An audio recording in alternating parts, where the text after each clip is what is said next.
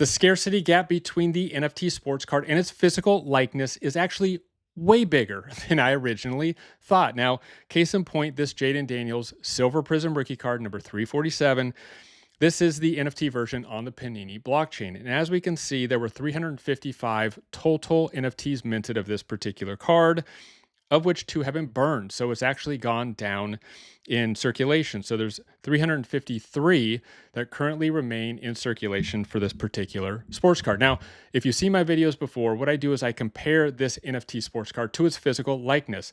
And I usually use the PSA 10 comp in reference of this particular NFT. Let me explain why.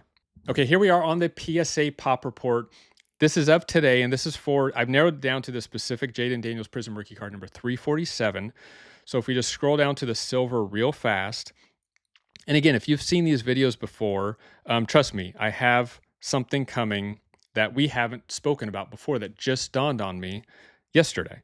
So the PSA pop report shows that there are 463 PSA 10s in circulation. So generally speaking, that's why I compare the NFT to the PSA 10, because the circulation is generally the same. To me, that's apples to apples. Whether you think so or not, it's hard to argue with that. And then what I always thought was the macro sense of it was I kind of zoom out and just look at the total graded population. So in this sense, there's 3,630 total graded silver. So I try to kind of reference, the PSA 10 pop to the NFT pop, but then just in general, how many graded cards are out there of the silver, just trying to reference, this is the least scarce NFT version. So if more people hit the blockchain, what could or couldn't happen to the price or the demand of this particular NFT? But that's not the macro.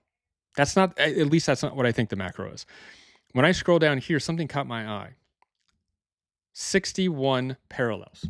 There are 61 parallels of this Jaden Daniels card in the physical world. And so I thought, are there 61 parallels on the blockchain? I don't think so. So I wanted to check that. But first, I wanted to count how many total graded Jaden Daniels cards between the 61 parallels there were. Now, PSA didn't do this for me, so I actually had to bust out a calculator and do it myself, but I went ahead and did it. There are 28,562 total graded Jaden Daniels rookie cards number 347 across all 61 parallels. 28,562. Let's head back to the blockchain to find out how this compares. Here we are back on the Panini blockchain, and I went to the actual card set to see how many parallels there were. I didn't just go to the marketplace because not all of these, especially the more scarce card sets, aren't even currently listed on the marketplace. They're with collectors. They're not listed. They're just in people's collections. So I did actually go to the card set, but I'll jump over to the marketplace so we can see everything in color. But I counted a total of 19 parallels on the Panini blockchain. By comparison, 61 in the physical world. And a total of 1,244 minted NFTs. By comparison, 28,562 in the PSA graded physical world. Now, there were 2 that were burned. If you remember, there were 2 silvers that were burned. So the population has gone down since the original minting. So the total circulation that will ever be as of today is 1,242. Again, 1,242 NFTs. By comparison, 28,562 of the PSA graded. Now, if we take it one step further, if we click on the actual silver, we're going to see that there's a current floor price of $28. Now, if you've seen these videos before, this probably isn't much of a change from what we've seen previously. But now if we cross over to eBay, I've narrowed it down to the sold report recently of this particular silver Jaden Daniels 347 rookie card. And just by scrolling down, we're just going to get a general idea of what the physical market is. So, raw cards, this one had 26 bids. It sold for $133.99. I only like to look at auctions with multiple bids. Here's another raw. Sold for $142.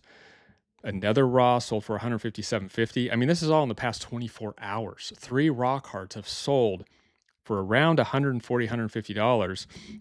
And raw's not even accounted for in anything that we just talked about. But what we could think about is that these raws might get added to that PSA pop report in the coming weeks and months.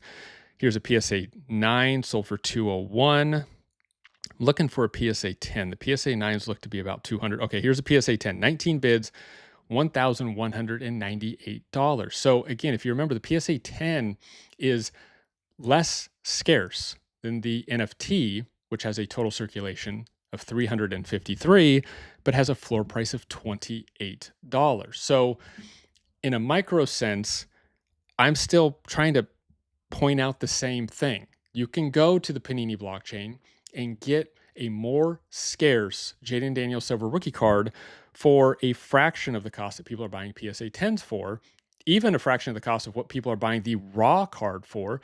But then when you look at the macro sense, if you look at what's going on in the macro is the PSA population report is going to continue to go up. And you better believe that I'm going to do follow-up videos on all these videos I've done to track how much the PSA pop does go up. Because the one thing we know about the Panini blockchain, the NFT pop doesn't go up. Now, they could create new rewards or new cards for different parallels.